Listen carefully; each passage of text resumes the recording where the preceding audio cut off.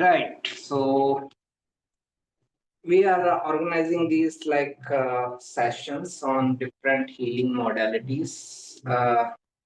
What we have realized that in our group is lots of people are there who are practicing in different healing practices and all. They are helping people, and we thought that it would be great if we can organize sessions so that other people can also know about them. People in general will also know about them. Okay, so in this series of sessions, so the first session will be conducted by Fatehjiit. I know her from 4 5 years now, and she's helping people, serving people through her channels, Filpi A Wellness, and she's on Instagram, YouTube, and all. Um, with Fatehjiit, it is tried, tested, and trusted kind of situation. Like I have taken services from her. I have been benefited from her knowledge and skills. So I can guarantee that okay, fine, she will try her level best to help people. Fatehjiit, all yours. Today, Fatehjiit is going to guide us at least about 5 sessions, five different healing modalities, as I know: psychic Reiki, shamanic healing, angel healing, spiritualistic healing, and past life healing. If there is time, she wants to add or subtract something, it's her wish. Thank you so much. It's lovely to see all of you, and thank you so much for this introduction, sir. And thank you for giving me this opportunity to share whatsoever I have learned.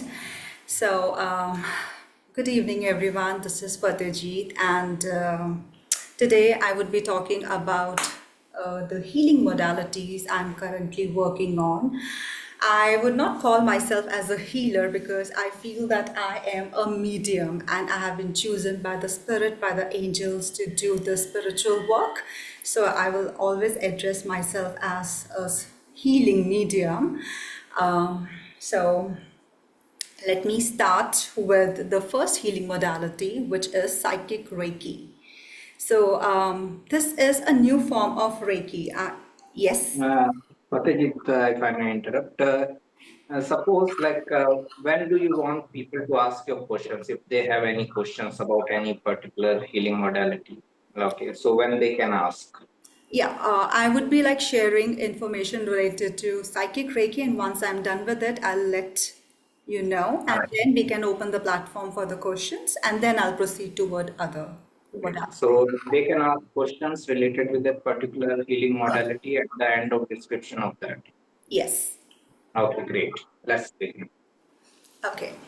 So let me start with the first healing modality, which is Reiki. So everyone has heard about Reiki. It's an energy healing modality, and it's traditionally from Japan. The kind of Reiki I have learned, it is not traditional as such. This is psychic Reiki, which is done on an intuitive level, on an or from it. It's an energetic form of Reiki where we have been like attuned with this Reiki from our teacher. I learned this healing modality from my teacher. The name of my teacher is Brett Bevel. Right now, he is based in US East Zone, and we work with the Reiki crystal, which is a kind of an energetic crystal, which is in our heart chakra. So it's a crystal which has been, we have been attuned to that crystal, and we work with that crystal and we use the energy from the crystal and we use it in our healing modalities, any sort of healing. For example, emotional healing, physical healing, psychosomatic diseases, healing karmic level, any sort of healing that is required is done from the psychic Reiki crystal. So this is a new form of a Reiki, which I'm sure that most of the people, they are not aware about it. I do not use my hands at all. This is an you can call it as an advanced form of Reiki, where even the presence of the sitter is not required. This sort of energy can be sent to the future. If I need to send that energy to the future 7 days ahead of my life, we can do that. 1 month ahead of my life, we can do that. If I need to send the energy backwards in time, for example, when I was in my mother womb, we can even send the energy there itself.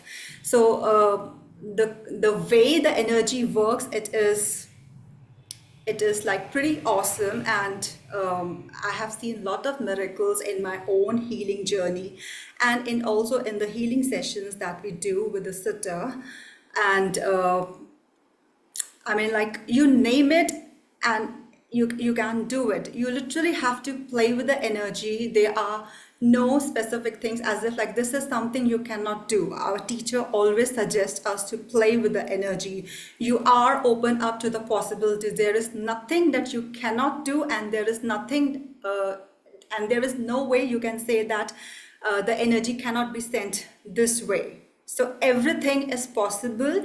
You can send energy to the past, to the present, to the future. You can heal the issues on a karmic level. You can even send this energy to the past lives as well, and even to the time when you were separated from the divine. We can even go backwards to the time when you have taken your first form as a human being.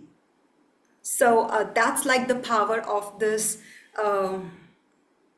energy healing modality. And as I said that the physical presence of the sitter is not required. If I need to send Reiki, for example, to someone who is in US right now, I can set an intention that the healing energy of this sort should be sent to this person, and the healing will definitely reach that person, provided I am very clear with my intention. I have the name of the person and at what time the energy should reach that person, and then we do it. So the WhatsApp or I mean, like the camera, nothing is required as such. You just have to sit with a pure heart. You have that intention that you are ready to help someone, and it is done. So it is a very advanced form of a Reiki, and this kind of Reiki, as I shared, it works on an intuitive level. So you can also connect to your angels also, because there is a portal here where you can connect to the angels. Even in the Reiki, you can connect to a specific god or a goddess you feel inclined to. You can connect to the holy saints as well. The Reiki can be sent in different forms and different elements. Everything is possible, and based on whatsoever issue the person is coming up with, we can go ahead and we can send the healing energy, and the healing energy is sent. One thing that I would like to highlight is that as it is a new and advanced form of a Reiki, normally the traditional Reiki sessions, they last for 1 hour. But my teacher has suggested that even a 15-minute or even a 20-minute Reiki, psychic Reiki session would be as good as a 1-hour traditional Reiki session. Such is the power, because the healing is very quick, the healing is advanced, and you will definitely see the results when you are taking this healing energy. So this is like in the shortest way I can explain about the psychic Reiki that we do. Yeah. So in normal like energy healing, they use hands, right? Here you use crystals. I don't. I use a see. We have been attuned with a Reiki crystal, which is not a physical crystal. It's an energy form of a crystal that a teacher attunes a student to. So when I was getting trained with my teacher, he sent an energetic form of a crystal that is in my heart chakra, and using that Reiki crystal, we send the Reiki energy to the different areas, to the chakras, meridians, or whatsoever is required based on the requirement. Anyone has any question on psychic Reiki as Fatehjiit just explained it?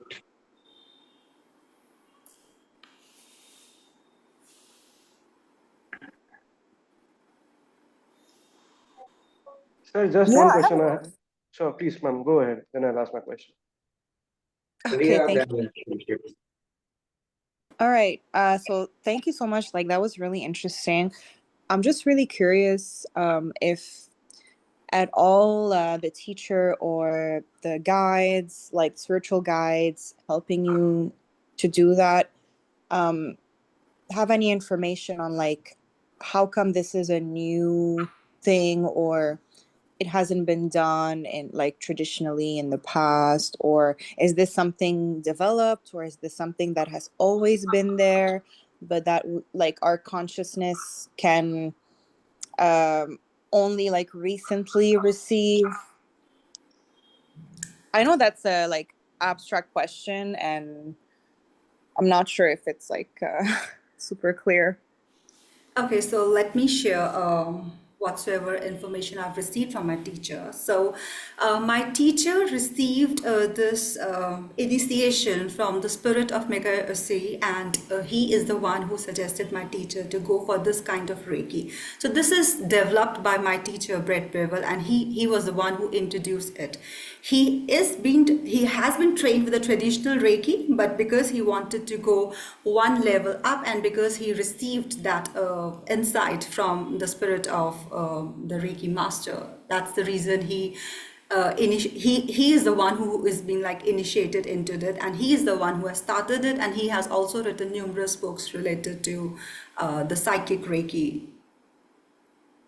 So I'm not sure if it was there traditionally as well, because I do not have that information, because I'm not trained in traditional Reiki as yet. But what I have learned from my teacher is that he said that he was told by the spirit of Mikasa to introduce this into the world. So that's what I know, and it's from him that this kind of energetic healing modality came from. Okay, thank you so much. You're welcome. Yeah, Pulkit. Yeah, ma'am. Fatehji ma'am, namaste. Namaste. Ma'am, actually, my question was somewhat similar. Baat isme hai na, you just said that obviously you have a crystal that you have in your heart chakra. I'm assuming it's a locket or something that you use to send these energies or waves. So, from what I understand of science, if you are sending something with a certain frequency, the receiver at the other end must have the same frequency to absorb that. I mean, like a radio, right? It's like how a radio works. The same frequency here and the same frequency tuned there. Only then the other person can sort of receive that signal. So, is it somewhat similar in your case? I mean, how do you ensure that the person would receive your Reiki? I mean, is that, if you can understand my question? I'm not Yeah. fully sure. The person is most receptive, I would say, to the Reiki energy is when they are, first of all, open to it. My teacher has always suggested that absent healing doesn't work in psychic Reiki as well, because a person has to be receptive. If the person says, no, I don't want it, then obviously it would not be sent. So a person has to be receptive to it, and a person is most receptive when they are sleeping. So most of the times, if because of a different time zone, if I want to send a Reiki energy to someone who is based in a different continent, then either I can set an intention that the Reiki energy be sent to that person while they are sleeping between 2 o'clock, 4 o'clock, because that's the time when the veil between the spirit world and the human world is thinnest. So then the person is more receptive to the healing energy.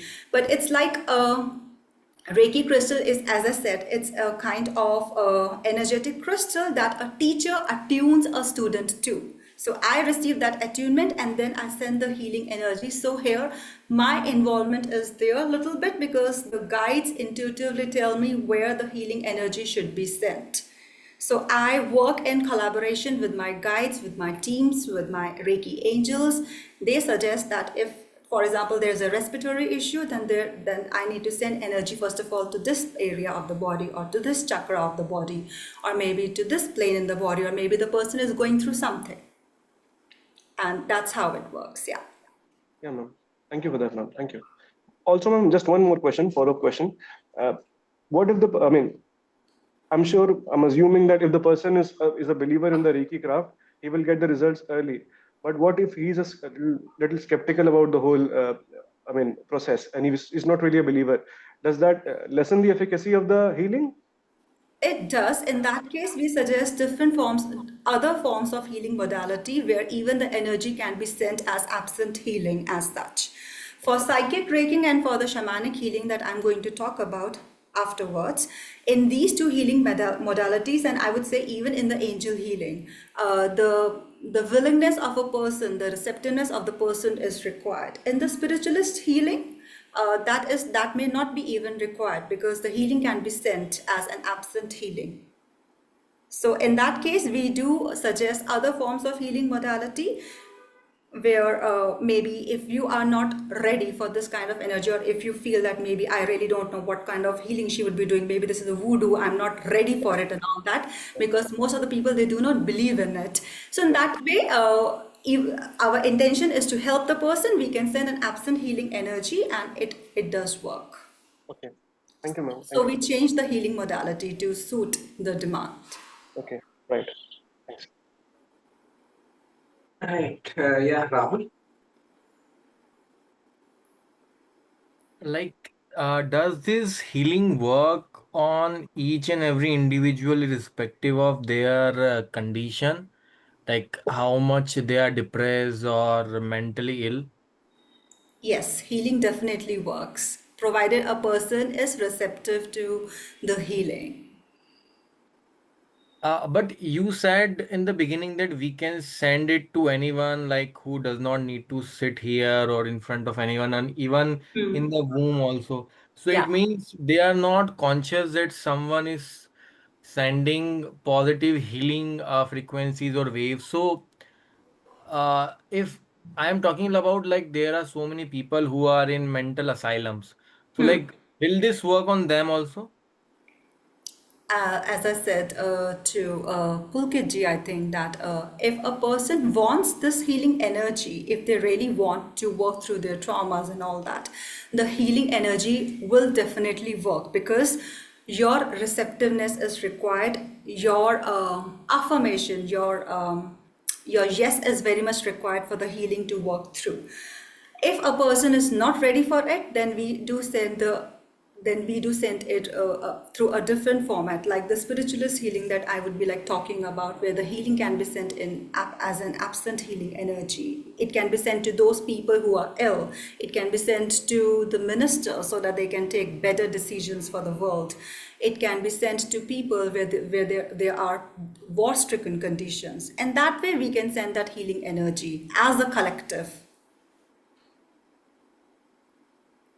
From this, okay, if you are ready to take it now, otherwise, when you will teach us about spiritual healing, then we can talk like about these people who are suffering from war or the leaders. Like, I want to discuss about that. But for Okay. now, does this healing work on the people who are fighting from cancer or some other diseases? Healing definitely works, as I said, that different forms of healing modalities are there. So they definitely work, but it's always an alternative. We are never a substitute for the medical treatment. So we always say, take the medical treatment, what is prescribed by the doctor, but always supplement it with the healing energy, and a combination of both does work. Has there been any case where the chemotherapy therapy or some other techniques which were prescribed were not showing result, and after getting or receiving these healing, the person started showing signs of being healed? Was there any case? Okay, I can share one example. I have a friend who lived in Europe, and she was going through breast cancer, and I sent her healing energy in the form of recording. So that's like another form where you can send the healing energy in the form of recording, and every time a person listens to the recording, the person will be receiving the healing energy.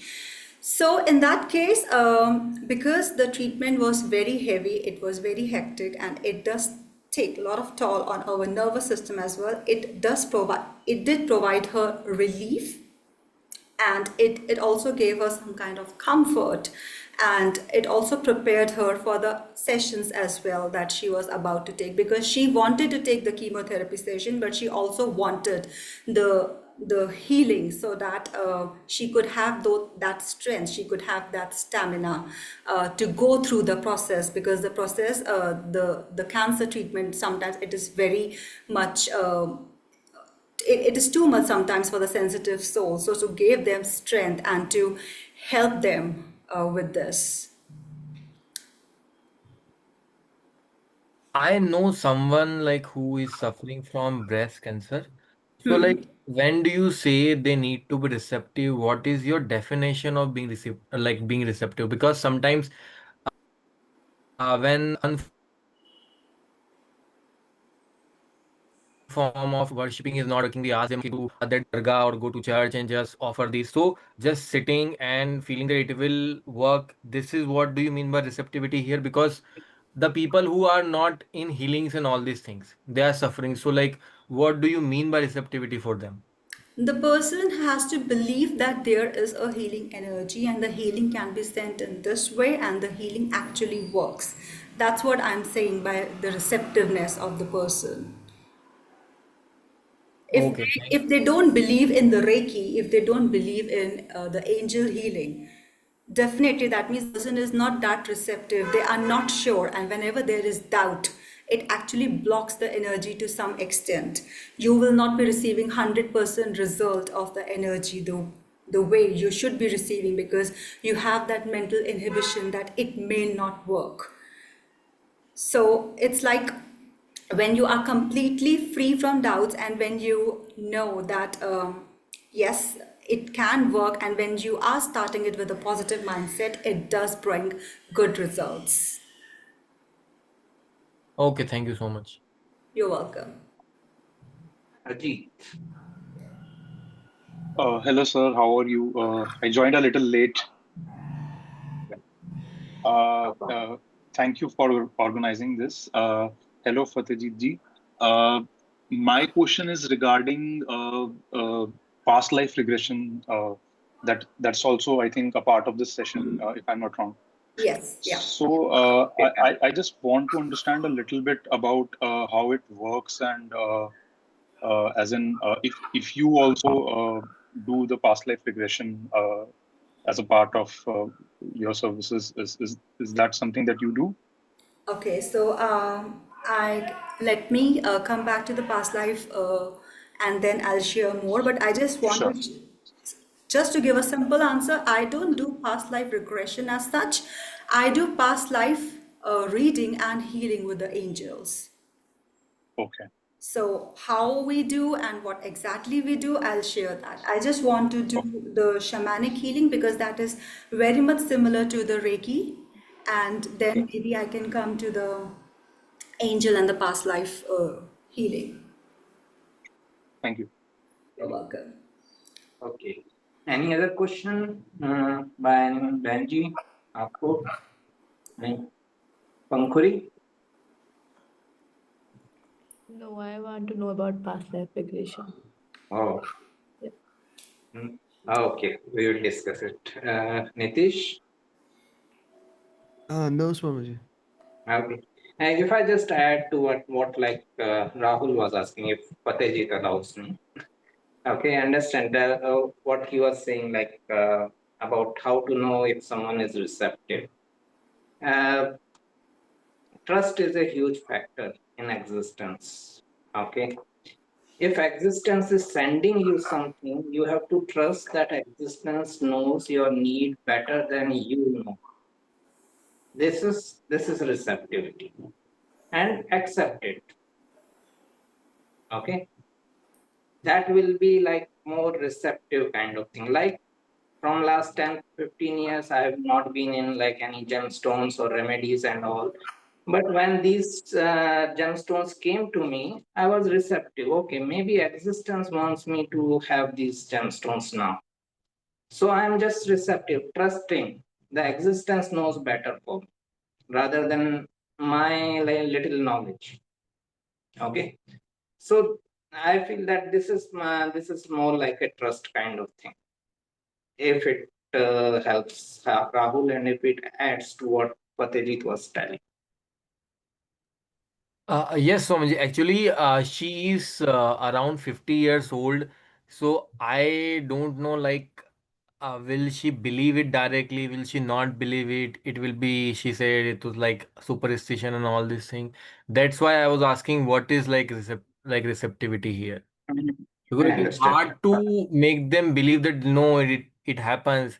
They does not like they don't believe easily. That's right. I understand. Okay, let's move to shamanic healing.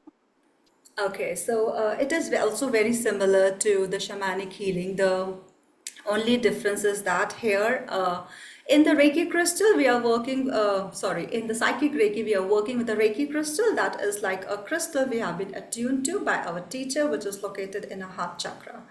In shamanic healing, shamanism, it is a practice from the indigenous people of South America. In shamanic healing, we are working with three energies, three cauldrons. First energy, it is the dragonfly energy, which is in our navel chakra. The second energy, it is the grail energy, which is in our heart chakra. And the third energy is the Arthur Crown's energy, which is in our head. So we are working with these three energies in shamanic healing, and the full name of the healing modality is magical awakening.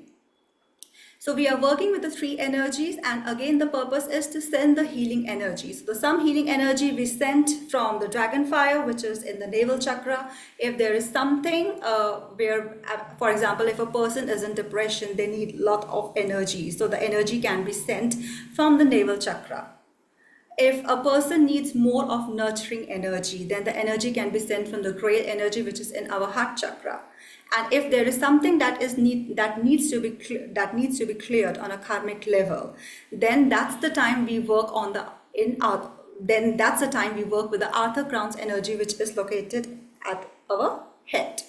So again, the energy can be sent to the chakras, to the meridians, to work on the various issues, physical issues, emotional issues, psychological issues. Again, it's the same energy healing modality that has been invented by my teacher, Brett Bevel. I have learned it from him last year. And the energy again can be sent forward in times, backward in times, even to the time when there was a Big Bang theory, even to the times when you were separated from the God, even to the times when you were doing your life regression, or even to the times, even to the future when you are preparing yourself for your own death, and even to the past as well when you were in your mother's womb. For example, not everyone's pregnancy, not everyone mother's pregnancy was that good. The mother also goes through a lot of stress because we are not sure about the physical conditions of the female at the time when she's on her family way. So if you feel that there was any kind of stress that your mother has to go through, and that stress literally affects the baby, that's a time when we can also send the energy healing. The energy healing can be sent to you and not to your mother, because we are working on your energy. And then the energy can also be used to cleanse the cords between you and your parents, between the people with whom you have karmic contract with. So again, the two form of healing modality, whether it is psychic Reiki, whether it is shamanic healing. In psychic Reiki, we work with the psychic Reiki crystal. In shamanic healing, we work with the three cauldrons, but the energy can be sent to wherever it is most beneficial, wherever it is most required. Again, this form of healing modality, it is pretty fast, and the physical presence of the person is not required, because as I said, that they have been like developed by my teacher, and they are like quite effective. You don't have to go for a full 1 hour session. Even a 20 minutes, 15 minutes healing would give you that much of energy, would bring you into that state of calmness. And you will definitely feel a lot better after the session. So that's like the major difference between the Reiki and the shamanic healing. Right. Yes, so Okay. it's very pretty similar. So I try to describe in the best possible way. I had one experience of like taking this shamanic reading from someone in Germany. Okay. She was basically from Russia, but she was in Germany at that time. And for one of my relatives, I took this shamanic reading, and it helped a lot. Okay. Uh, because we came to know about some uh, major issues with that person in that life and all, and how to deal with that. All right. And in shamanic healing, we also work with Merlin and the Lady of the Lake because these are the two, you can call them angels, you can call them your guides. They also help us during our healing sessions. So we also call these two souls as well to assist us in the healing. Right. Any question around shamanic healing?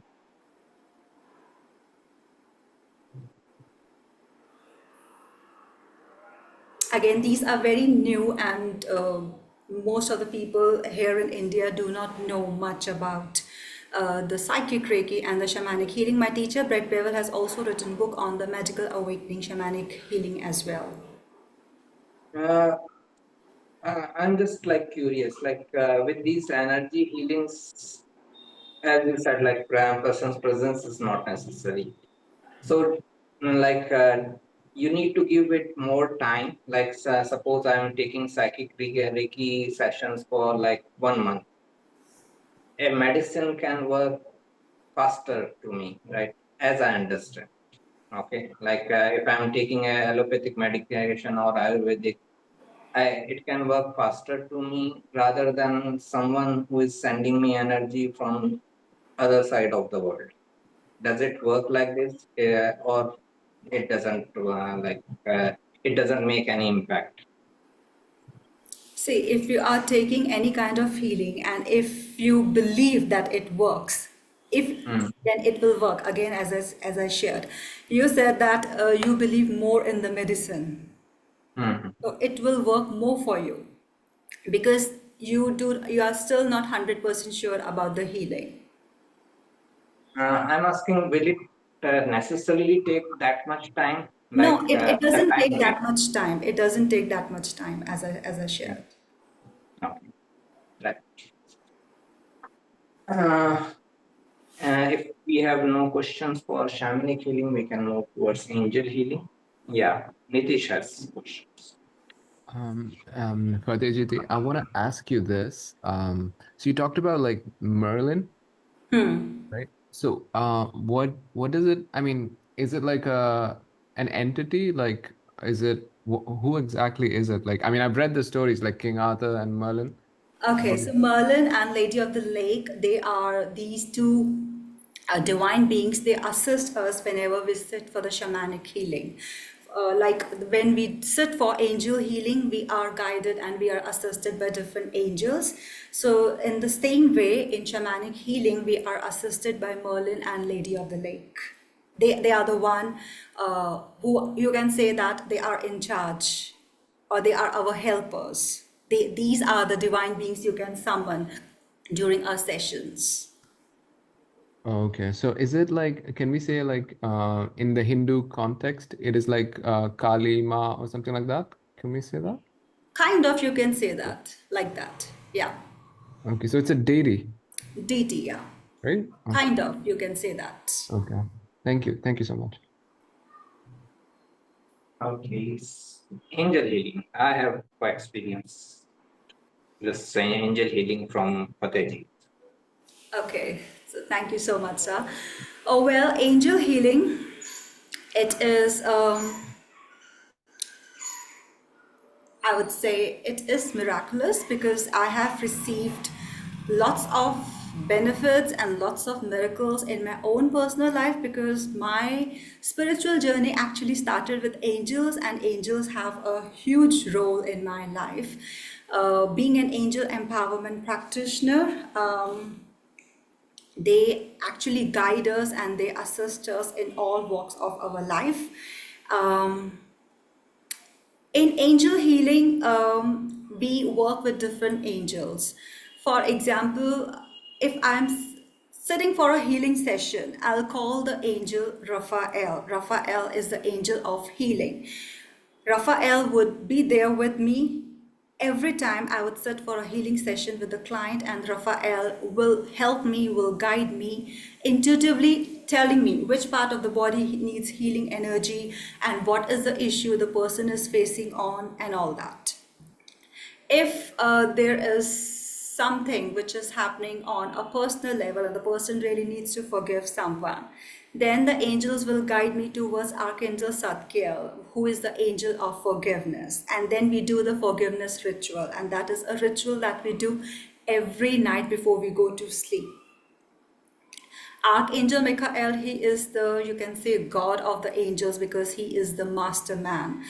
And Archangel Michael, we call Archangel Michael to release the energetic cords, because every time we interact, there are energetic cords between us.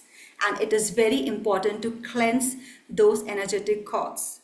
And whenever cleansing is done, the cleansing is always done of those cords which are negative, because negative cords, they drain our energy.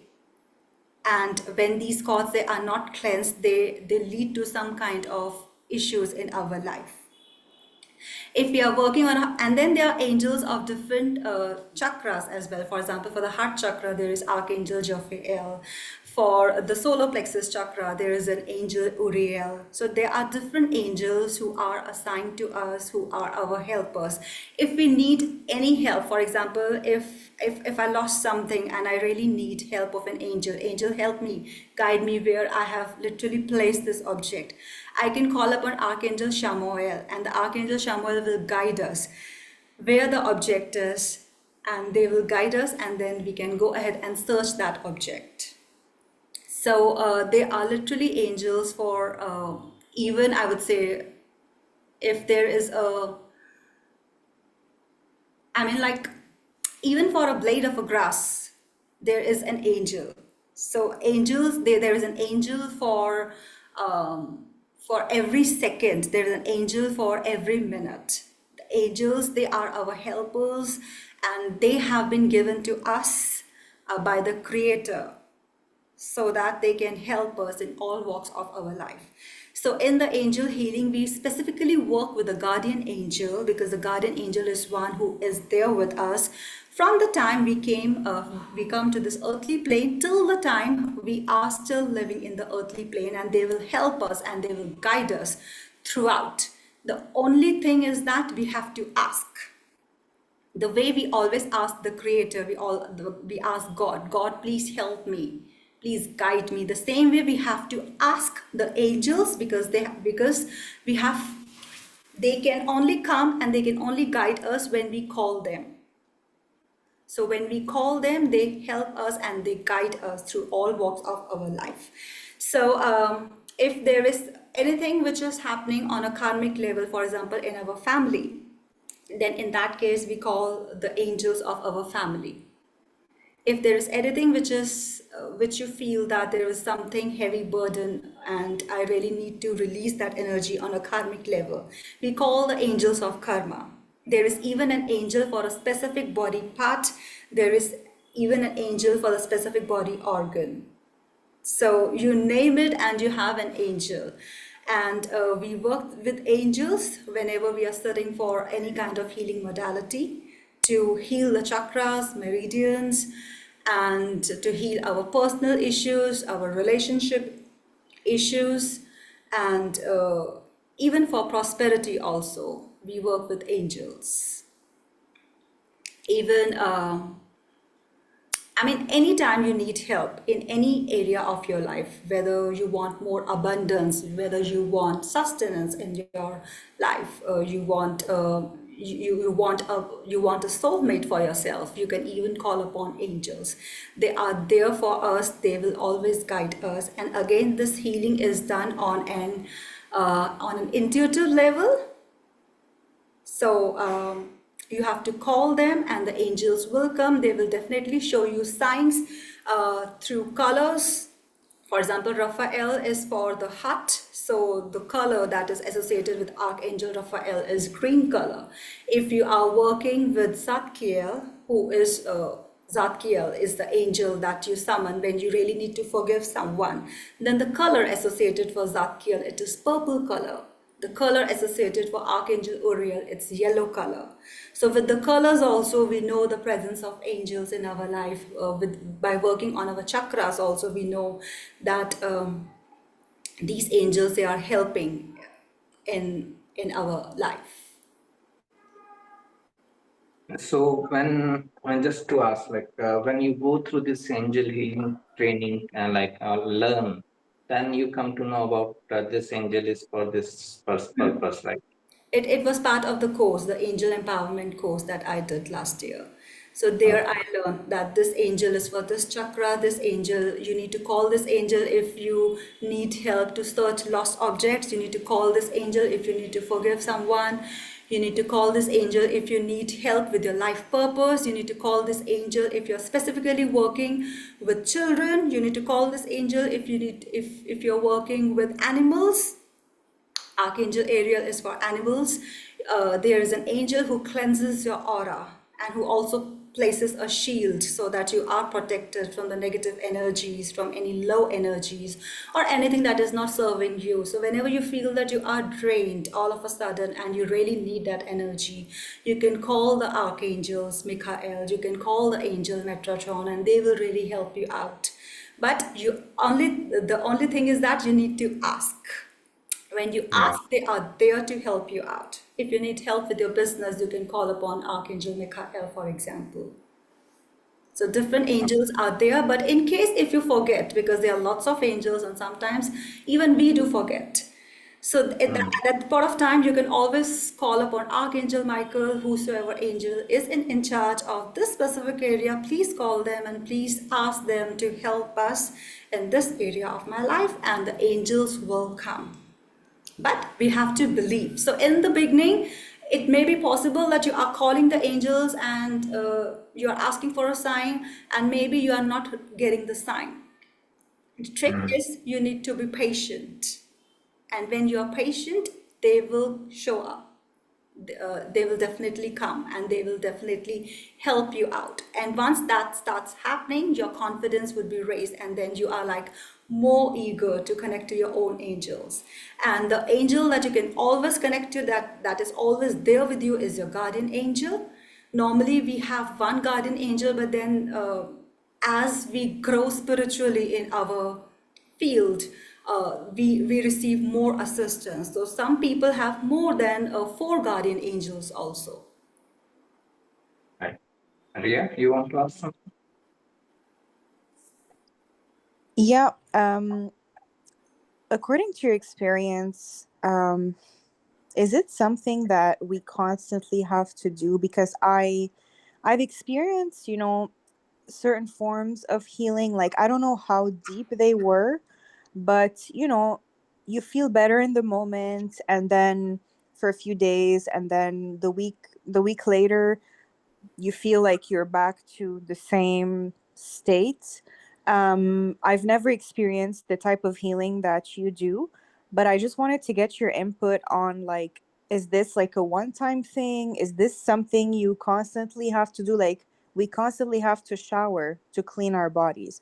Do we Yes. constantly have to do the healing to clear the energies we absorb for the week, etc.? Or like for deep rooted issues from the past, is it a one-time thing? I'd love to hear more about that. Oh, well, thank you for your questions, Ria. So, for the deep rooted issue, I would say that one time healing is definitely not enough. Definitely, you have to go for more healing sessions because it really depends on how deep the issue is. And yes, we do feel better after the session, but it also depends on how deep we are doing our own inner work. Like the way we shower every day because we do accumulate dirt and dust from the surroundings. We also have to cleanse our chakras. So it's not that for every time you need to cleanse your chakras, you have to come for a healing session with me. During the healing session, we will definitely share some rituals, some basic practices. That is something that you can do on your own.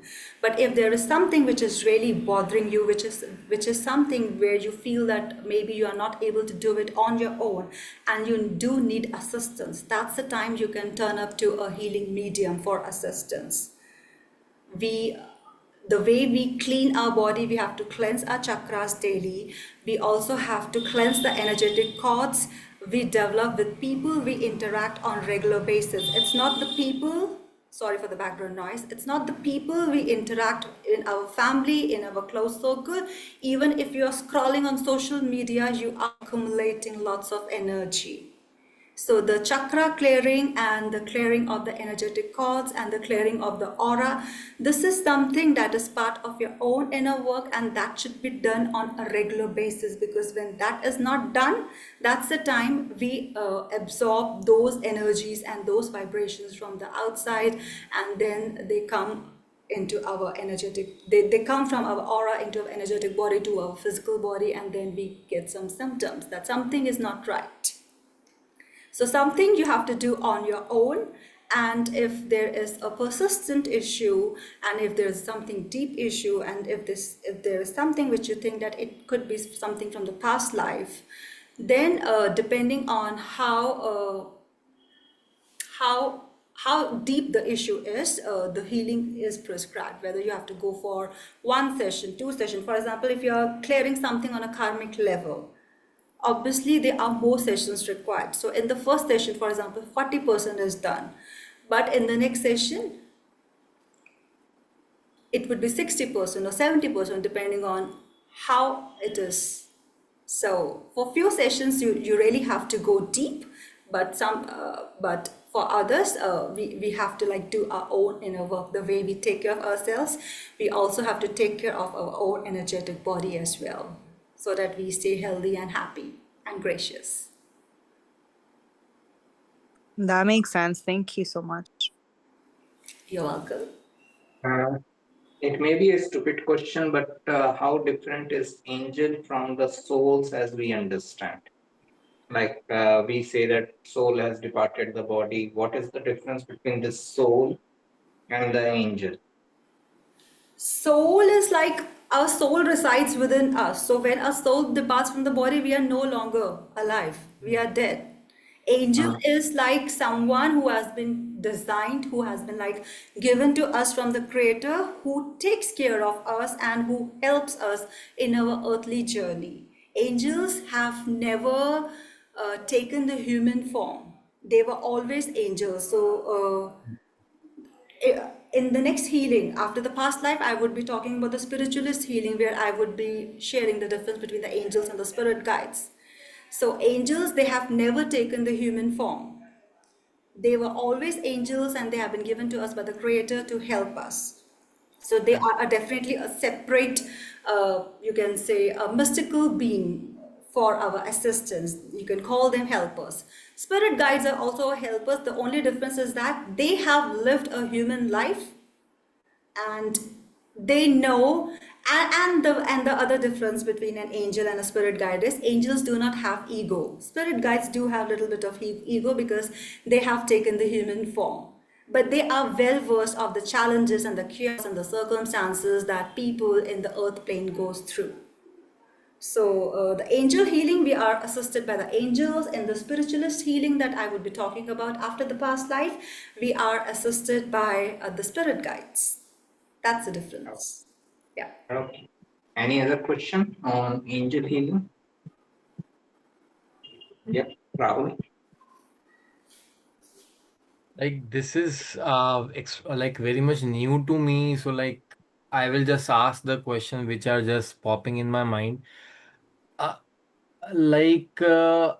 so angels means is the same thing that we watch in some movies with they have wings and they have a hollow ring above their head. You can say that. You can say that. But angels, they do not have any. I mean, they are neither male nor female. Most of the angels, we address them as he, but then our teacher says that they are just there and they are helpers, and it would be it is good if we don't address them as male or female. So definitely, whenever you see an angel, if you Google it, you will definitely see a big creature having wings. There are angels depicted in different colors. Michael, it is mostly, you see him wearing a blue cloak. Raphael is mostly seen in the green color, and they are all taken from the from Christianity, because Christianity does believe in angels, and the angels that I'm talking about, Michael, Raphael, these are all archangels because they are very powerful, and archangels can be with close to 2 million people at the same time. So they have that enormous power. Like, how is it different from like directly praying to the God and then asking for help from angels? So when we pray to the God, God sends angels to us, and the angels help us in whatsoever area we are going through. Because God has also designated certain departments to different spirit guides and helpers, and to the spirit team and to the angels. So you pray to the creator, and the creator will send you assistance through someone. That someone you can call an angel, that someone you can call a spirit guide, that is up to you. Sometimes you pray to God for a help regarding if you need some financial assistance. Maybe you are expecting it from person A, but you get it from person B. So you say that the person B is an angel because he really helped you out. That person has been sent to you from the creator itself. So the work is done from the creator because he is the one who is assigning different helpers to help you out. Like, if someone is connected with any angel, so it just an energy that we feel, or like movies, we also can see them? See, for to see the angels, you really need to be clairvoyant, because as I shared that we receive the energy uh, intuitively. So some mediums, they would see the angel. Sometimes I would see that there's an angel above a person. So it would not be like I would literally see. I would literally see the energetic form. Sometimes I would see that the angel is towards the left side. And then sometimes I would just feel that there is an angel. Sometimes I would just know that there is an angel, and sometimes they would whisper, not in my ears, but intuitively in my head. So, with different clairs, there are different clairs that a medium works on. So, with different clairs, we receive the intuitive information about the presence of angels. They also show their presence through angel numbers, and I don't know if you know about angel numbers as such. They show their presence through angel numbers. They also show their presence through synchronicities. So different ways angels can show their presence, sometimes even through feathers, sometimes even through pennies. Us, we are having angels to help us. Like, when we say the word angels, it is completely like positive thing. So do we have the opposite of angels also, like the negative angels or Yes. bad angels, whatever we call? I do not, sorry, I do not use the word bad angels, but yes, there are definitely some negative entities. So they are definitely there. Whenever there is a positive side to something, there would always be a negative side. So yes, there are some dark entities, yes, there are some dark energies, but we are dealing with angels, and we are working with guardian angels and archangels. That's what I really work with. Like, when we are listening about all these things, like it feels like fantasy thing I am listening, or like a cult we are trying to join something. So it may be because I am listening about these things first time, like for each and everything you have an angel, or for even single minute, single second you have an angel. So like it feels completely unbelievable right now. Yeah. So when I'll talk about maybe the spiritualist kind of a healing, then I'm pretty sure that you would be blown away by the fact that such kind of things do exist. So Yeah, okay. Okay. Ria sent some question. Ria? Yeah, I was wondering if you had any idea, um, can angels and guides be present with us, and at the same time negative entities also? See, it all depends on our vibration. If you feel calm, if you feel positive, you are surrounded by your guardian angels and your guides. Whenever you feel angry, whenever you feel drained out, whenever you feel jealous, that's the time there is a negative spirit or maybe a negative entity maybe around you. And if you're sensitive, you can sense that energy. So if my guardian angel is with me, then they wouldn't be protecting me from the negative entity. It's just they would both be present. You have to, if you sense that you are angry all of a sudden, if you're jealous, if there are some negative emotions, if something is affecting you, you can call your guardian angel for assistance and they will help you to clear out that energy. But again, we have to ask. If we are not even asking and if we assume that the guardian angel would help off of a sudden and the guardian angel would fight off if there's a negative entity, that would not happen. We have a free will. We have to ask. And when we ask, they are ready to help us. They would come running to help you out. Only thing we need to do is ask, which is something we most of the times we forget. Yeah, that makes a lot of sense, because I guess if there's a negative entity, maybe there's a resonance inside of us of why.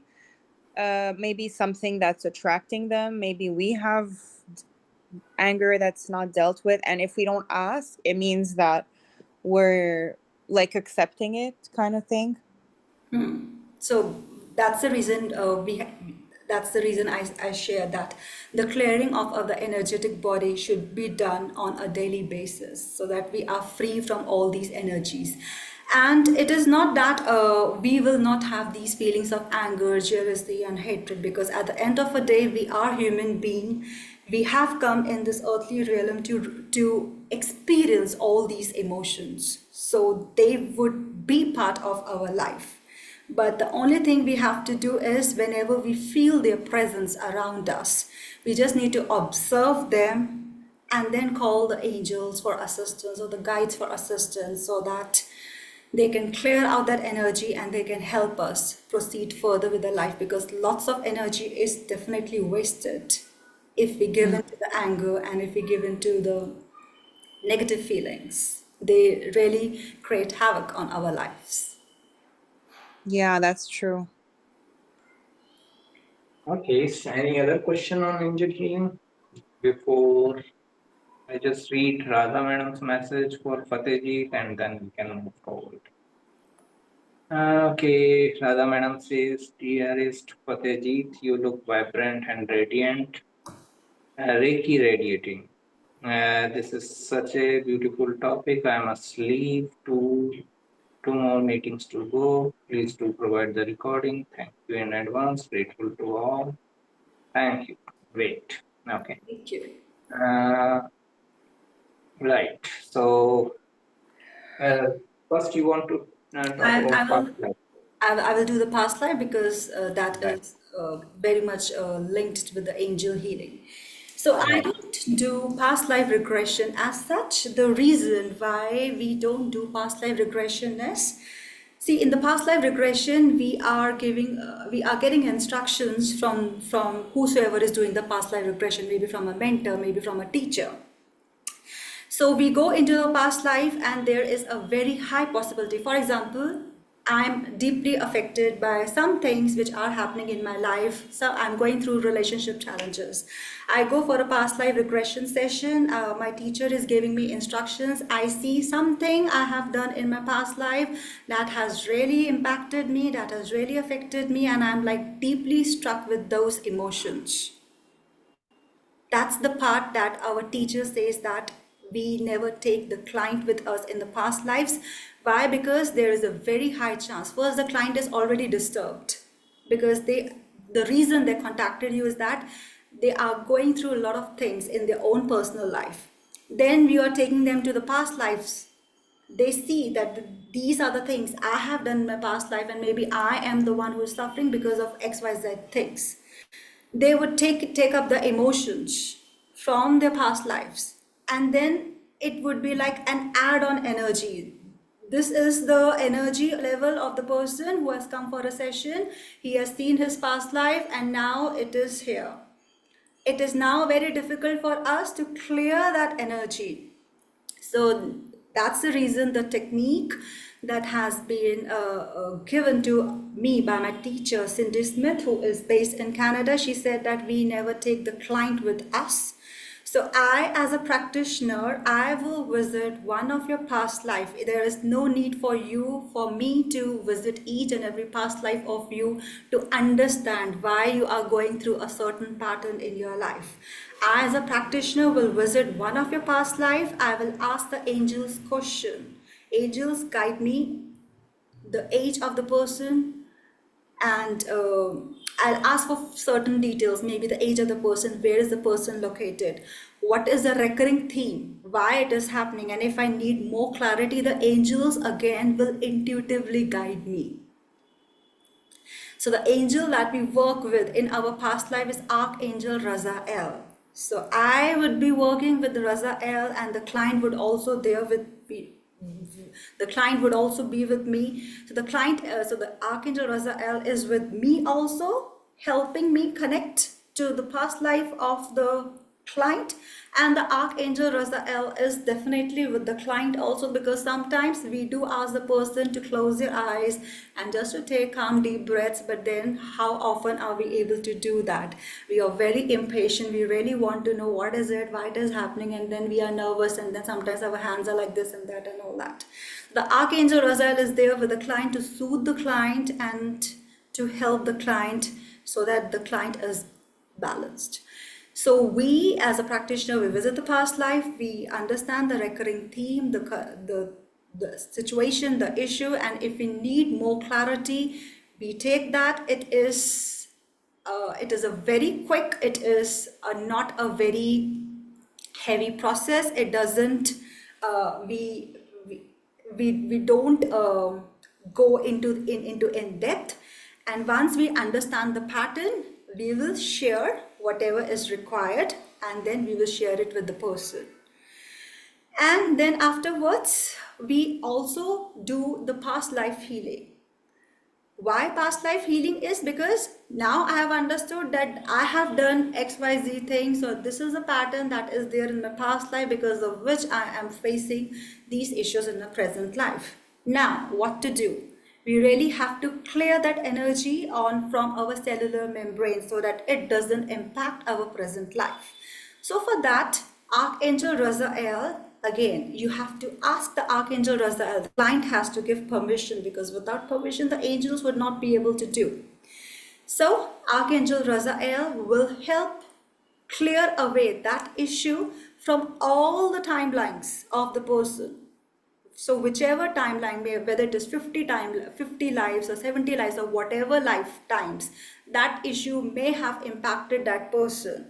It is cleared from all those lives by Archangel Razael, and then we install the new belief system into the person, so that because if it's a theme related to relationship, then we really work on that relationship. We do some affirmations. We also cleanse the cords with the angels so that the negative energy is released. And that's how the session is done. So it's not a full past life regression. It's like a very quick process where we go into one of the timeline, we share the details, and then we clear out the energy, again calling the angels Michael and Raphael. We work with a new belief system, we do affirmations. So it's not that in that one session the past life clearing is done. You have to do those affirmations every day without giving any break, non-stop for 31 days. So that the new programming is definitely implanted into your system, into your chakras. We feed it into our new body, and that's how it is done. So it is long. It is a long process. If I talk about in total, if a combination of a past life reading and an angel reading goes for close to 1 hour, because lot is done with reading and then with clearing the cards and seeing the past lives, sharing that information, new affirmations, new belief system, and throwing off that energy and all the work that is done by the angels. In the first part, you said that if the person becomes aware, then like suppose he's feeling the problems up to this level now, after like past life regression, he's feeling up to that level, right? As I understand. Is it not happening now? Like when you are going into the first, you are not sharing with the person. See, when you see a movie, Mm. it has a different impact. But when you Mm. listen the movie from someone else, it has a Okay. different impact because you are not directly absorbing those emotions. Right. So that's the difference. Mm. And because the only thing that a teacher suggested is the person who has come for the reading, they should not go back with a fear-based energy. Mm.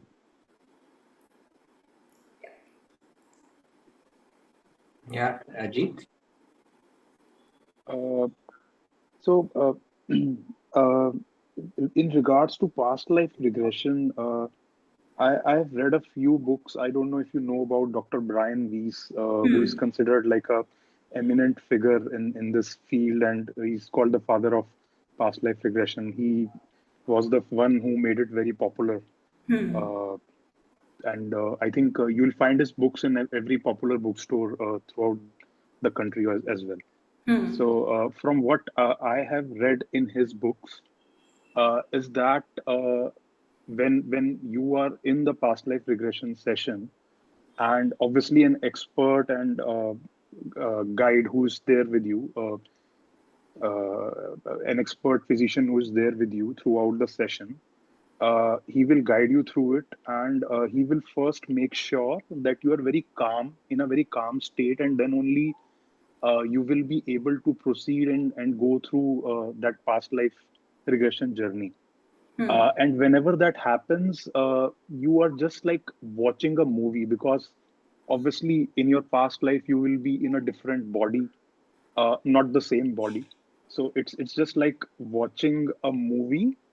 Uh, but then, from what I have read in his books, is that people who have certain issues and karmic issues per se are healed very naturally on their own after the past life regression session. Uh, so uh, I was just saying that I've read something different from what you are saying. I don't know. I haven't witnessed it, but I've just read it in his books. So I'm not sure whether it's right or not. Definitely, I'm aware about his work, and it also depends on the person who is taking your past life regression. But from what I have learned from my teacher, for example, if I talk about my mother, if I ask my mother to go for a past life regression session, she would strictly say no. She is not ready for it. So it also depends if you are ready enough, if you are courageous enough to see your past life. There are people who see their past lives and who are not impacted. It doesn't affect Yep. them. Yep. So if you are that brave soul, if you feel that you can definitely go ahead and you can see it and it will not have that negative impact on you, then you can go ahead with it. But for most of the people who are living in a state of fear, who definitely absorb those emotions, who are deeply impacted by it and who are not ready for it. There are some Mhm. people who are not ready for it, and most of the people they are not ready for it. Mhm. So for those people, I feel that this kind of healing modality works. Okay. Okay. Got it. Thanks. Any other question on this part? Past life reading and all.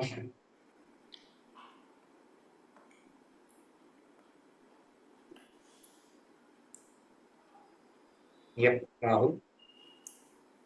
Swamiji, like I have basic questions because I am new to this. So like I Mhm. can like if I ask anything which seems absurd, so like No problem. Like as you said, like we can. I'm talking about the angel healing again. So like you said, we can pray to like any angel, or if you don't remember their names, then the main guardian angel. So like they are really so much available that we just pray and they come to help us. Because like generally what happens, we are calling to mother, father, friends, they are busy, but you are telling you work with them, they are coming. So you're like it it may feel childish, but it came to me, so just I am asking. So like they're really that much available, like you just call and they just appear out of nowhere to help you out. Okay, so have you seen the movie Mr. India? Yes. Are you aware of the three of the 5D, I think 5D glasses that Anil Kapoor wears and then he sees a different set of things? Mm-hmm. So if you have been given those glasses, you would be astonished to see the amount of angels and the amount of support we have. It's only thing that we can't see them. So They it are means so right much. now, Huh, sorry to interrupt. It means right now we are surrounded by thousands or millions of angels, like wherever we are sitting. definitely. We are. The only thing is that we can't see them with our eyes, but we can It- feel their presence once we start doing our spiritual work, once we start upgrading ourselves, once we start calling them. And when you start seeing the signs, you will start believing them. Then the things would start shifting in your life. So the more you work with them, the more they would make themselves available to you. At the same time, when we talked previously, like I would call them, like we don't have word, like demon angels. So like they're also present at the same time in the same room. They just are beside us doing nothing. It's like that. See, everyone is surrounded with a positive and with a negative angel. So it's up to you, whichsoever angel you listen to. There's an angel which may tell you that this is something you should be doing and which will help you prosper in life. But then there would be some angel which will tell you, no, you should not be doing something and you should just be sleeping or you should just be scrolling the Instagram at this point of time. So whatsoever you are doing, whether you are doing your spiritual work or whether you are scrolling, that's the time you are listening to the positive or the negative angel. So like suppose that right now when I am talking to you, just so right now what are they doing? Positive energy, negative, they are just waiting for me to take action. What are they doing now? Like means I am imagining them in like in human form. Like I told you like the wings and the having the hollow. So thus they are just holding hand and looking at me like what I am doing. So like how is it working? They are just observing you, that's it. They can't do anything unless and until you call upon them. And what the same goes for the negative angels also? Yes, they will only act on you when you act in their way. When you absorb a negative emotion from someone, then they play with you, then they will take you with you, then they would accompany you. Suppose I have given a work to someone in my group and I expected them to complete it by today. Now they are telling me it cannot be done by. So suddenly I am not thinking or I am not like planning it to do. I just get angry because I also need to do something else after that. So I am not calling any energy there. It is just happening. It's like a natural reaction of getting angry when we are supposed to do something in a particular time. So, like, how is it going then? Like, I am not calling specifically the anger, like energy or any other energy. It's just happening natural outcome. So, do you really think that anger is a healthy or a positive emotion?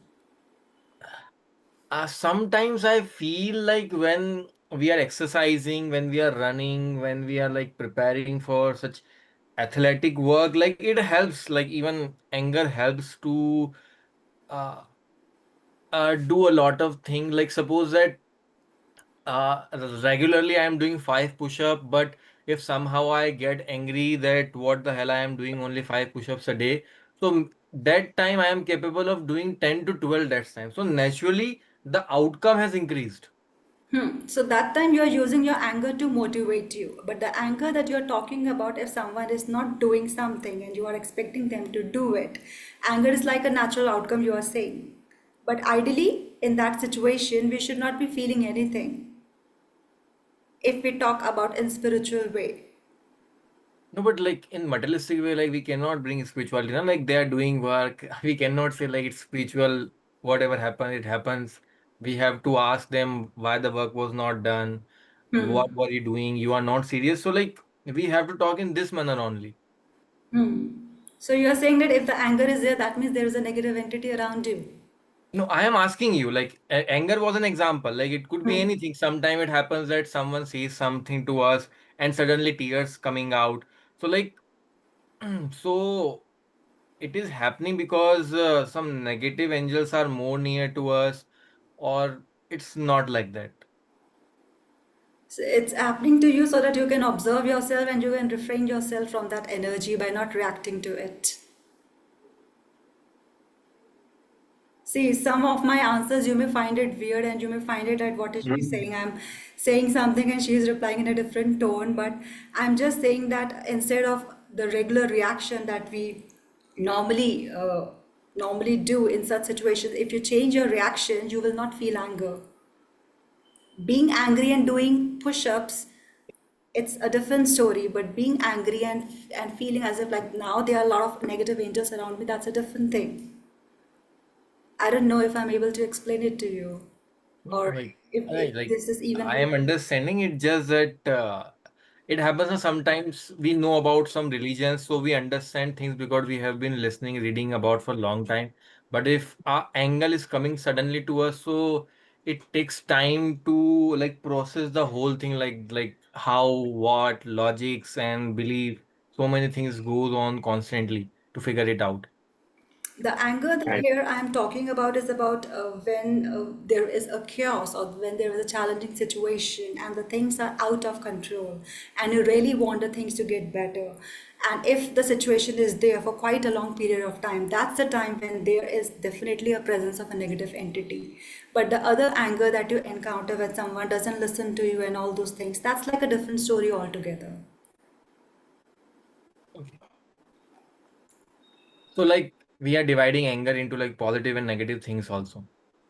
See, if the anger is helping you to do 12 push-ups instead of 5, it is definitely helping you out. So I would not say that the anger is negative because it's aiding in your self-growth. It's helping you. Okay, last question in this series. Like, so after this session, like, if I don't know the name of any angel and if I just say the word angel and I pray for something in my life, so like it happens like naturally, like I'm naturally connected, or there's a process, something like that. Just pray to the angels. You can call Archangel Michael and just be patient with the process. It may not happen out of a sudden that today you prayed and tomorrow it would be done. You need to persevere, you need to pray, and they will show up to you. Great. Thank you so much for listening my questions and answering. You're welcome. Swamiji, question from you. Like, Vimiji is your sister? Yes. Okay, thank you. Okay. So if I just add to like what Rahul was asking. Rahul, if you can connect this thing like angel and the negative energies with the Sattva, Rajas, and Tamas. Okay, the gunas. Where what we discuss is wherever we start focusing, those things start happening. If you focus on Rajas, Rajasic thing will happen. If you focus on Tamas, Tamasic will happen. The fact that you are suddenly getting angry is means that maybe unconsciously you have given so much energy to the tamasic side. That's why you just unconsciously become angry. Okay, it will require a little bit of awareness and detaching yourself with the emotions for some time, and in the moment this space is created, the gap is created between you and the anger cannot come all of a sudden. Yes, Okay, like it is better now. yeah, that will be a response rather than a reaction. Right now, you are talking about a reaction. Then it will be a response. Okay, anger is necessary. In sometimes you need to show up your anger. Just like a father needs to show anger to a small kid who is like stubborn in like getting a toy. Okay, and necessary, but it should be a response rather than a reaction.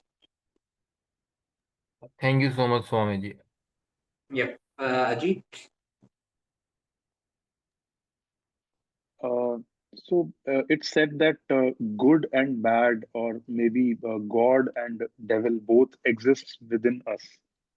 Yep. So the angel thing that you just described. So are these angels external entities, or do they exist within us? Or Your question is to me or to Fatehjiit? uh, to anyone who knows about it, who can answer? Okay. Yeah. Fatehjiit, try, then I will try. You want to answer, sir, or should I?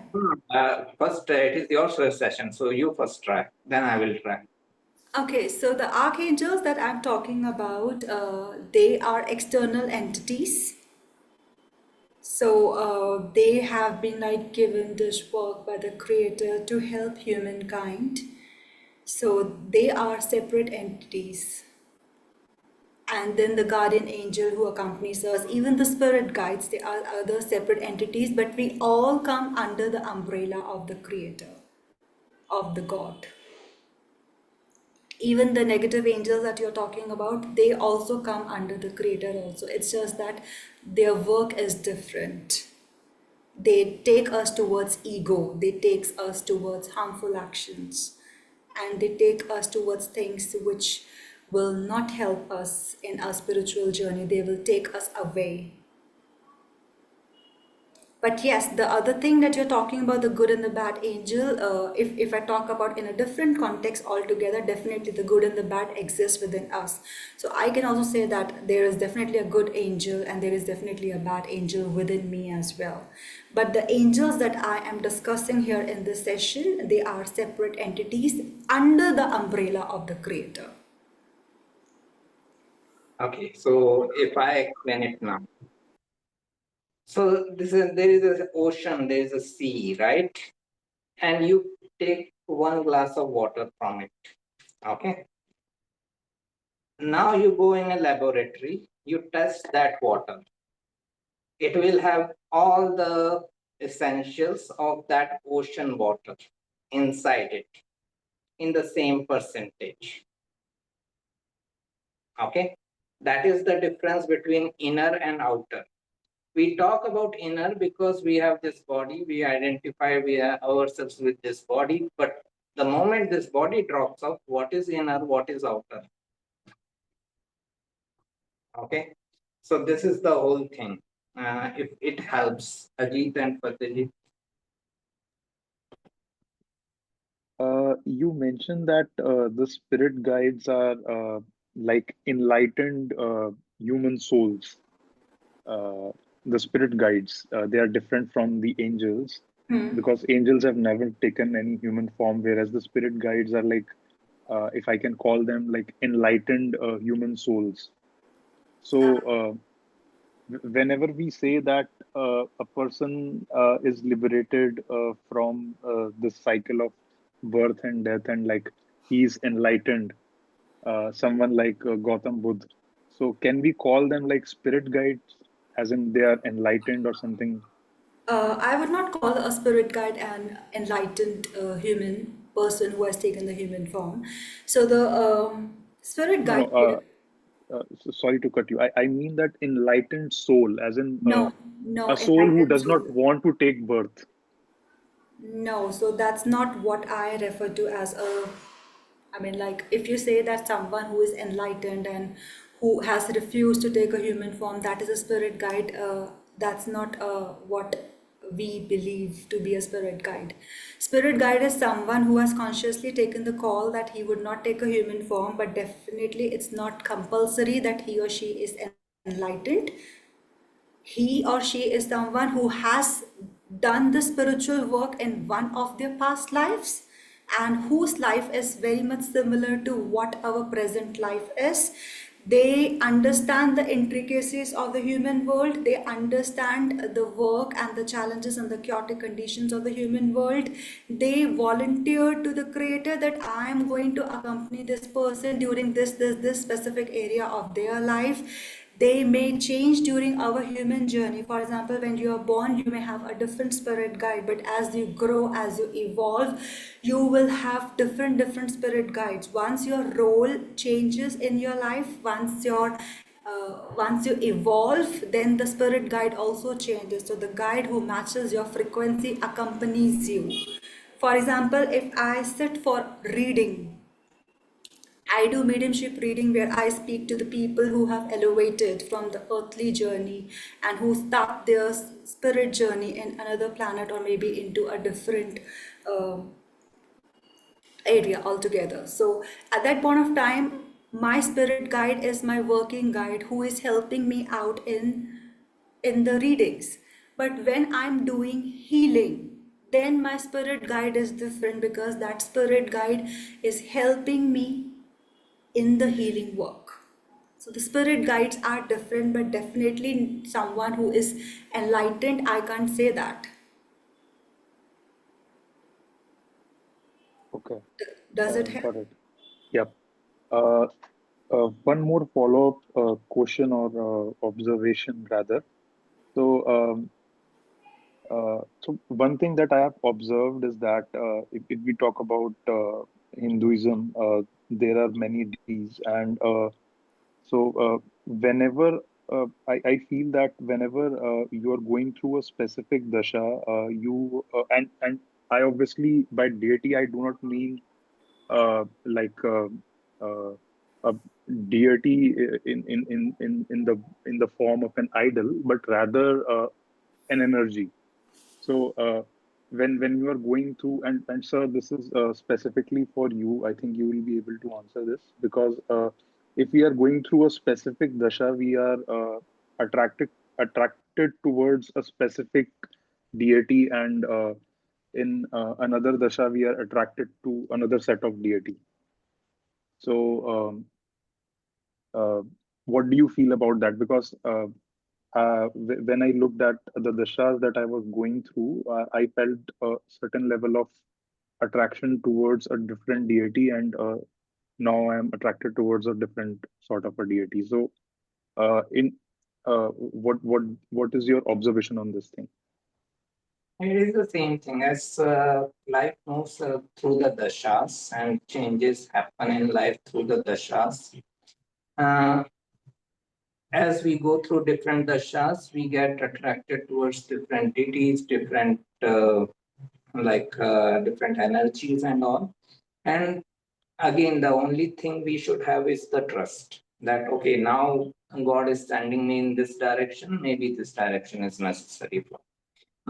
Maybe now God is sending me in that direction. That direction is necessary for me. We have to accept that existential intelligence is more important than basic human intelligence. Okay. So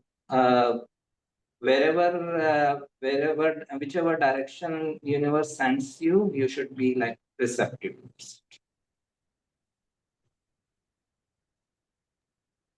Does it help? Yeah, definitely. Thank you. That's it. Yeah, Ian sir, you want to ask something? Hi, Swamiji. I logged in late, but I missed. Does the lady have psychic powers? Does she connect with these spirits? Who? The lady, the guest speaker that speaks. Is she Fatehjiit, connected to do you spirits? have psychic powers? Yes, I connect with people who have passed on. So you can say that I talk to dead people because they do come. They do come and they do share the messages for their loved ones, and then we share those messages with the people who come for the reading. So you can say that. I don't know, I don't want to say that I have psychic powers because I say that I am just a medium and I'm just a servant and I'm just doing this work because that's what the work my soul has chosen. So I would never say that I have this I would just take it as a gift from the creator to serve the humanity, and that's what I've been like doing little Okay, by that's little. Yeah. thank you. That's wonderful. I just wanted to know um, when did you develop this gift? Because I don't have this gift to connect to mediums. I'm just curious how do you connect and how do you recognize they are good spirits or bad spirits or how? I'm just curious how that works. Okay, so I started doing this during from 2023. My occult journey started, Mm-hmm. and it started first of all with the connection to angels, and then afterwards I started developing myself. I started pursuing different courses in occult, and I was also receiving lots of messages from my father entries, because my father elevated to upper world in 2013, and I was very curious to know what is it that he really wanted to share, and I started feeling his presence. And as I started developing myself, I did various courses from different teachers. Most of my education is from the West, from the teachers in the West, from the US. And now I'm developing my studies from the teachers in the UK. So it's just with working on myself and healing my own inner wounds and surrendering to the process. When I started doing it, things became smoother and easier for me. And in 2024, I started working professionally as an angel reader, and that's the time I started doing professionally psychic readings. And that's the time I was also getting myself trained as a healing medium. And in October I started working professionally, working with the spirits also, because during my readings I realized that there's a person here and someone from the spirit is there to comfort them or to help them out, because it's not that we miss them, they equally miss them, and they would not leave any chance to be with their loved ones. So they started showing their presence. But at that point of time, I was not sure, and I really wanted to develop myself into it. So I also did courses in mediumship, and I'm like very fortunate that I have received these opportunities from lots of teachers who really helped me grow. I did a lot of practice sessions, and as I said, that sometimes they would just show up, and I just know that the person is there in the right side or maybe in the left side. Sometimes they would show a memory, sometimes I would just feel their presence, and we pick information from different layers, and that's how my journey started. Thank you. That's wonderful. I love hearing about these kind of connections with the astral world and angels and all of that. I'm just curious. Have you treated a lot of people, and were there any? I mean, any side effects, any negative connotations, any? But I've assumed there's a lot of positive results from it. But I'm just curious how did that go? Okay, so there is nothing negative as such. The only thing is that whenever we feel drained out after a reading or after a healing session, because when we are doing reading or whenever we are doing a healing work, there are times when we are interacting and we are giving too much of energy, and sometimes there are lots of spirits around us. We have guardian angels, and we at that point of time, it's not that there is a specific spirit around us. There may be lots of spirits who are around us. For example, if I'm doing reading for a person A, his father may show up, but his mother may also be in the background just saying hi. Mm. And sometimes that takes lots of energy from the reader, and sometimes you will feel drained out after a session. It's not that there's a negative energy, but because you during the session, because the spirit uses moisture in our body to connect. So when you use too much of the energy during the reading session, that's the time when we take break from the reading sessions, so that we can start working on ourselves, and then we start the readings. So I do take breaks in my reading sessions, sometimes a 2-day break or sometimes a 3-day break. Whenever I'm experiencing human emotions, when I'm feeling angry, I would not sit and I would do this work, because I really want to be in that state, so that because we have to raise our vibrations, but they also have to lower their vibrations to communicate with us. So it's like a work in progress that we both have to do, so that we can sit together and we can help the sitter. So yes, there are times when there are psychic attacks. Yes, there are times when there are negative energies. It doesn't happen to the people who come for the readings, but I'm sharing my own personal experience where there were psychic attacks. There were times when I would feel angry all of a sudden after the session, and then I would feel that maybe there is something and I really need to work on. And that's the time I would take a break. I'll work on myself. I would clear the chakras. Like, as I said, the clearing of energetic body is definitely required. I would take my own me time. I would self-heal myself. And then when I feel that I am now in a ready and in a calm space, I again put myself available for the readings. And it's not that this stuff happens to me. It happens to each and every medium or each and every reader who tries his best to help the sitters, but who ends up overdraining themselves during the process. So, though the work looks quite fancy, though the work looks very enticing, these are the things that we have to go through in order to serve. So, because as I Right. said, it's all part of the healing journey. I really need to be in that space so that I can serve. I cannot touch the cards when I'm angry. Okay. The reason why I'm asking is because I've had readings with psychics before, because I do believe in them. I do believe they have a gift, but there's also a certain limitation that each psychic have, or ability for them to connect with certain spirits is limited, or they could make mistakes. I'm just curious how that works with you, because there must be ways to, if you're going to be in the healing people, that that spirit must know how to heal, right?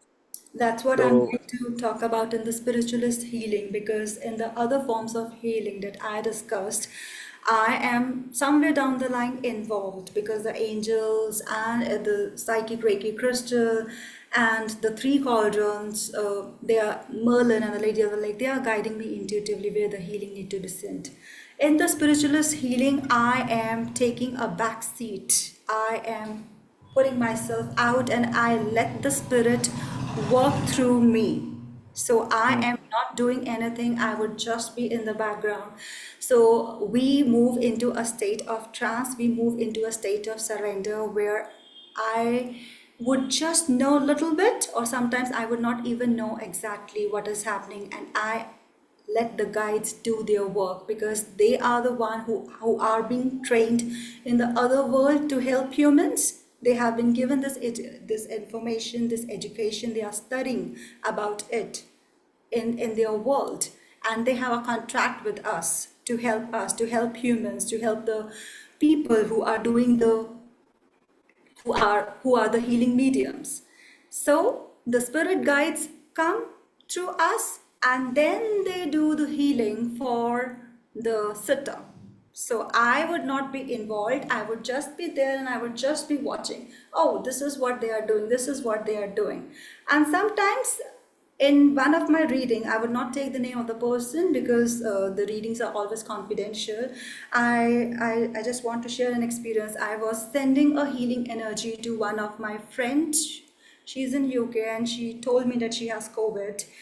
And most of my and these kind of healings I mostly send via recording, because this is something that you can listen every time, and you know that every time you're listening to the recording you are receiving the healing energy, because the healing is in the recording. And at that point of time there was this guide, and that guide was an extraterrestrial creature from another planet. And when I checked with her, she said that yes, her guide is an ET, because I have never seen a I've never seen. It was not in a human form, but it was a completely different entity. Not Jadoo, something that we talk about in the Koi Mil Gaya movie, but something of a different. I've never seen that kind of entity before. So they have been like trained in their planets to help humans and to help the people, and then they come through us, they come through our body. So we move into the state. I have done those kind of readings before, where they would come through my body. So my eyes would be closed and they would be doing readings. So suddenly, out of a sudden, you will hear a different voice from my mouth, and my facial expressions would change. They know what to say, what to do, and I would just remember a little bit of what is shared. And then after the reading is over, I'll have to go through the recording to understand. Oh, this is the message that they are sharing. That's the same thing. Healing works because the guide are doing the healing, but then I would not know. I would just know a little bit. They are doing the healing, and I would just take a back seat because they have done this kind of work in their past.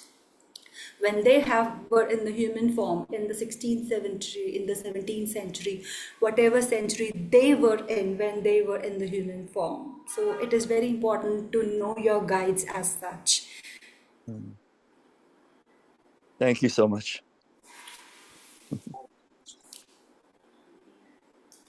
Any other question on any of these topics we covered today? By the way, like Fatehjiit is also in tarot card reading, yoga teacher. She is my yoga teacher, so she can teach yoga also. And any other thing, like any other like secret talent you are keeping within yourself? I had one more question, if you don't mind. Yeah. You see, Swami talks about the whole Jyotish chart is all about the theory of karma. And when a person has a disease, there's a reason for it. There's a karmic reason for it. So when you say, these spirits can heal, and so they're taking away that karma that is causing the disease or something like that. How does that affect the person? What if the person didn't learn the lesson behind the karmic situation? How does that work exactly? Okay, so whenever we are doing these healings, in these healings, we would not share any information on a psychic level. So for that, we will do the reading, and there we share the things that may have impacted his health. Because normally, whenever we sit for the reading, we would know if there's a health issue, whether that health issue is from a past life or whether this is something that is there from this life itself. So with that, we get a lot of insights, we get a lot of information. If this is from the past life, then definitely we do share what exactly you can do. I'm not talking about the remedies, but what all personally you should change about yourself, and what all things you should be doing from now onwards so that you can improve yourself. Mm-hmm. So it's like in the spirit healing or in the spiritualist healing, the spirit guide is doing the healing, and there we are not sharing any information we receive from related to that disease, or we related to that thing on a karmic level. But afterwards we can sit for a healing we can sit for a reading where whatever information the guide is saying, we would be sharing it with the person, and then it is up to them if they really want to work on it or not. We would be sharing it. Like, this is something that we have received and this is the work that you should be doing. For example, you need to make changes in your diet, you need to work on your language, you need to spend more time in nature or something, whatever guidance they are saying that. But then it is your free will if you really want to do it, or whether you are just happy with the healing that you have received, whether you are ready to do that inner work or not. And whether you are ready to make amends for maybe some mistake that you have made in your past life. If there is some relationship issue, for example, that is there which is bothering you from your past life, and you know that this is something that you have done wrong, And now you see it in the other way altogether, that now you are impacted by this person. Are you ready to do that inner work to forgive the other person, even though understanding that how deeply you have been hurt? Are you ready to keep your ego aside and forgive that person from your heart, from all levels? If you are ready to do that work, then definitely you are clearing a lot of energy, because you are initiating something from your side and you are not harboring grievances or any negative energy. But if you are ready for that work, then the things and the stuff that has been piled up, it would be cleared. But if you are just happy with the healing that you receive and you really don't want to do the work, what do you think, how effective the healing would be? Because internally you have not changed. Mm. So it's Thank you so much. we are like a work in progress. We always have to work and we should never stop. And the ego will always come, and the ego will always will try to bind us towards the things, would try to keep us attached. We always have to separate ourselves from the ego and keep working on ourselves. I do Right. also come to my ego. I do also sometimes take things personally, and then I really have to put myself, detach myself, distance myself, forgive people. And as I said, that I also take break, and this would all happen. Things would not be magically smooth after reading or after healing. You would definitely feel good, a lot better, 2 days, 3 days. But then as the life goes, same old stuff would come. But then how you react to that situation that was affecting you, how you were reacting to it, and were you ready to implement everything that you have learned during the readings into your life now? And are you ready for that constant change? It's a work in progress we have to do. And once we learn the lesson, the triggers would not be there, and then the things would change, and then there would be another new thing that maybe you have to like work on. But unless and until we are not learning it, the things would change and the things would come, maybe from a different person altogether. It would keep on they would keep on coming, unless and until you change yourself and you change your reaction to it. So we have to do it every time. Right. Right. So thank you so much for that, because I was thinking, a person evolves as they grow, but and the symptoms could be an outer symptom that they want to get rid of, but does the healing get rid of the actual cause, the real cause of that disease, or the real cause of the situation, or the real cause, under behind the healing part, there's a original cause of the healing. I mean, otherwise it will again show up again and again and again. If you go to the source of the cause and get rid of that, then the healing's on a deeper level. So there are different levels of healing. What I'm trying to understand is, when someone does healing in the psychic world, do they get rid of the cause that caused the problem in the first place? Okay, the healings, as I said, that if it's something which is related to a karma, the healings would be sent on a karmic level, and definitely um, it would be done, it would be taken care of. But if we combine the reading and the healing all together, we would know the cause. Mm. So, with healings, definitely the work is done on an energy level, but cause is something that you are working on. So you are doing your work and the healings are also being sent.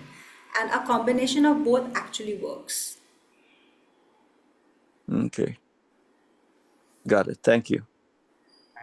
And definitely everything is being worked at a root cause, because if we are not targeting the root cause, the same stuff would come again and again, because we are not targeting and we are just working on the layering. So we really have to hit the root cause, and it all depends how deep the wound is. Sometimes it is being cleared in 2-3 sessions, but sometimes it does take, if it is definitely from a past life, or if it is definitely a very deep thing that has impacted you on a psychological level. Great. Wonderful. Thank you so much. You're welcome. Thank you, Fatehji. She is obviously an astrologer also. I'm forgetting what I taught her. Okay. So, any other question, or like we can close the session with one reference from Osho about like what Ajit was asking. I think that will cover about past life regression. Okay. Anything to add by anyone before like Osho concludes the session?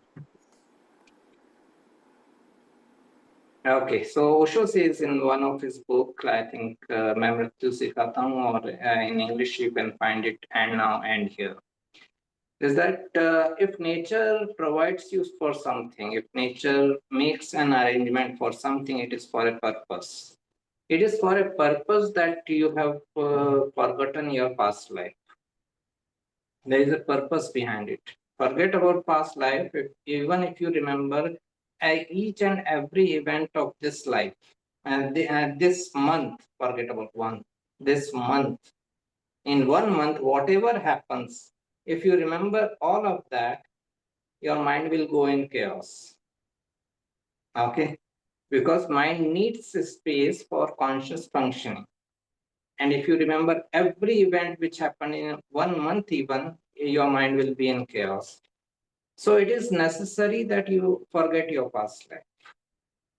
Then forgetting is easy, but once you remember it, after that forgetting is impossible. And then it will be very difficult to live this life. Suppose I go into my past life regression. I go through my past life and all. In that one past life, I come to know that I harmed Ajit in any way.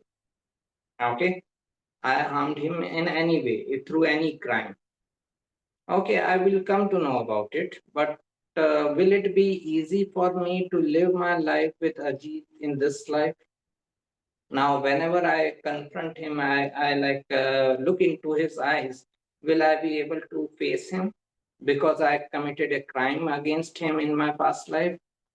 Is it not worthy to like just forget the past life so that we can handle the situation in this life with a new identity altogether? So maybe this is why it is not recommended that everyone should have past life regression session, as like Fatehjiit said, that people who are brave enough, courageous enough to like face that situation, okay, go ahead. But maybe not everyone is that brave to go through. And another thing about past life is that, okay, the mind gives you a trip that, okay, I am facing this problem, maybe the root is in the past life. Now that mind which is giving you the trip, that root is in past life, even if you come to know about the root of past life, it will again give you a trip what happened past life before that. Then again you will go into this, then what happened past life before that. How far you will go? Okay, you have to break the pattern anyhow in any life, break it in this life. Does it help, Ajit? Or anyone has any question on it? Uh, Sir, I do not have any question, but as you said, uh, when universe is guiding you, you should listen to it. So I would just say that I've been receiving a lot of how do I say it, signals or what from the universe, because uh, I'll tell you something. So when I was in college, that's about more than 15 years back. So a friend of mine gifted me this book uh, about Dr. Brian Weiss. So I just went through it, uh, read throughout it. I did not had any prior knowledge about past life regression, and then I just forgot about it. And then I think 5 or 6 months back, I was at a bookstore and I was just browsing through the books, and I came across this author again, once again. So I just picked up the book and then I started reading, and then uh, so uh, for the past few months, I've been again interested in this topic.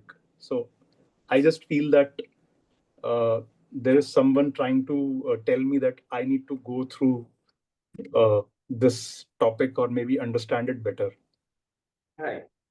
That's the only reason. How I would put it, like now you are ready, receptive, or evolved enough to handle this situation. Okay.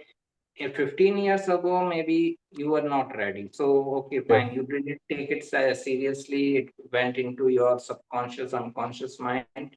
Now existence feels that, okay, now Ajit is ready to like have more of this type of exposure. So the same thing came back again. That's what I can make out of it. That's the only thing. Okay. That's all. Thank you. Okay, thank you, Fatehjiit, for this excellent session. Thank you for sharing all the knowledge. And I hope we will have more sessions in coming times with different healers in our group or outside the group also. Any closing remark by anyone, by Fatehjiit? Thank you, sir. Thank you. Okay, Thank take care. you.